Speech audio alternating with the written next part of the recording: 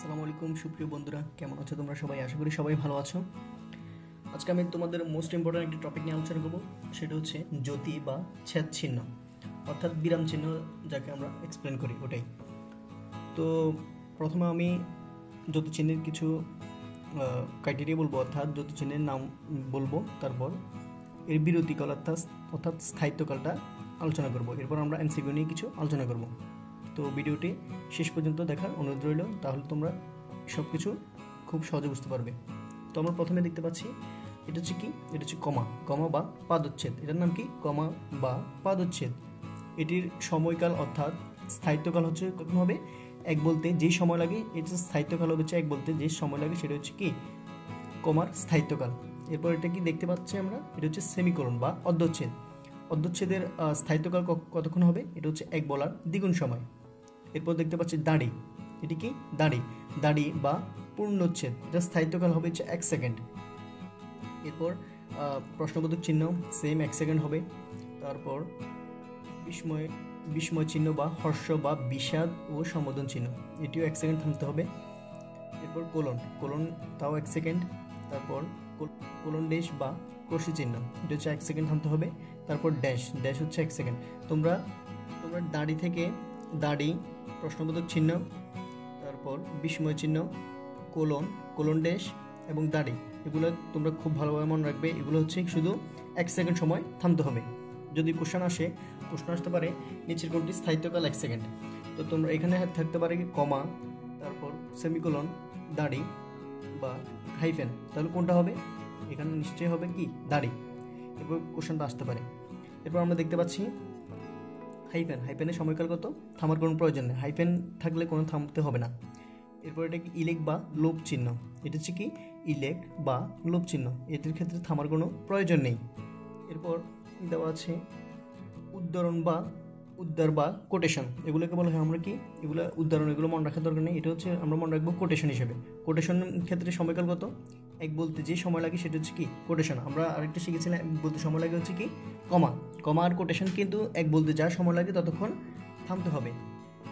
এরপর হচ্ছে কি ব্র্যাকেট বা বন্ধনীর ক্ষেত্রে কি আমরা থামার কোনো প্রয়োজন নেই। ব্র্যাকেট আর হাইফেনের ক্ষেত্রে কোনো থামার প্রয়োজন নেই। ব্র্যাকেট, হাইফেন এবং ইলেক বা লোপ চিহ্ন, এগুলোর ক্ষেত্রে কি থামার কোনো প্রয়োজন হবে না।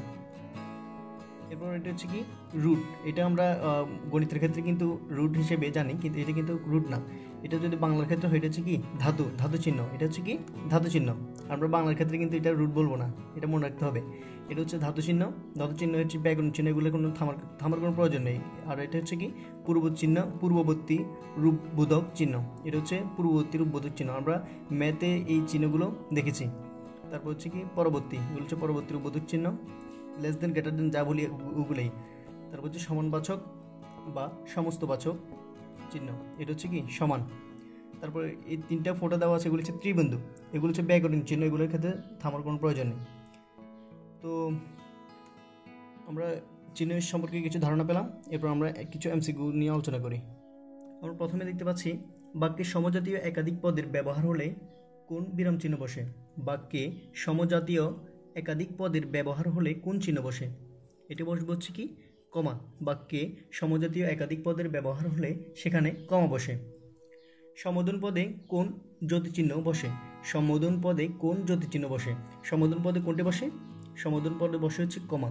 তাহলে কি বুঝছি আমরা? বাক্যে সমজাতীয় একাধিক পদে ব্যবহার হলে সেখানে কমা বসে, এবং সম্বোধন পদে কোন চিহ্ন বসে? কমা বসে। এই দুটো ক্ষেত্রে কি কমা, এগুলো কিন্তু মনে রাখবে, হয়তো একটা চলে আসতে পারে। এরপর প্রত্যক্ষ উক্তির ক্ষেত্রে বা প্রত্যক্ষ উক্তির পূর্বে কোন জ্যোতিচিহ্নের ব্যবহার হয়ে থাকে? এটা হচ্ছে কি প্রত্যক্ষ উক্তির ক্ষেত্রে কমা ব্যবহার হয়। তাহলে আমরা কমার কিন্তু 3টা ব্যবহার পেয়ে গেছি।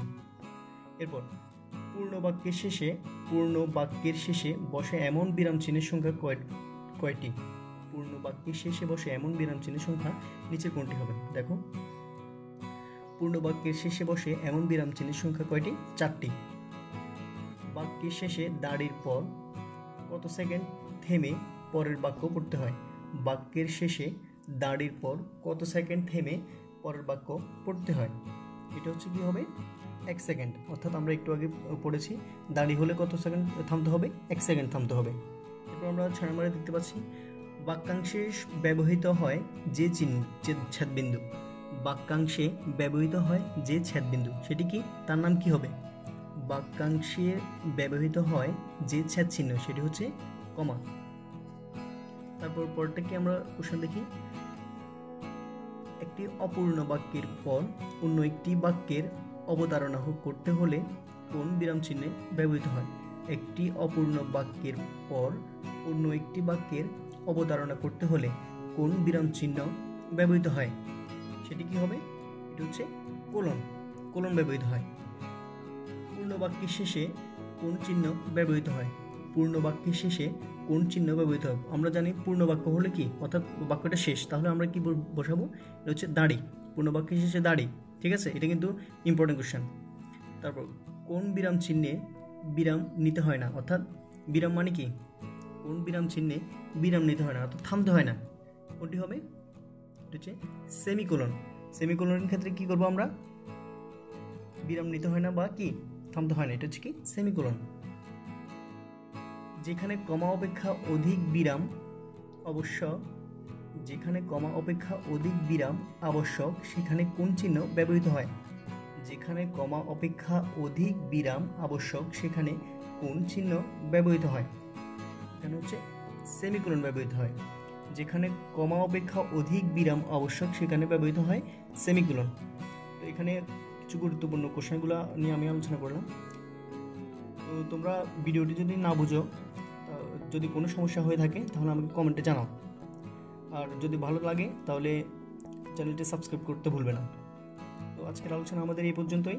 সবাই ভালো থেকো। আসসালামু আলাইকুম।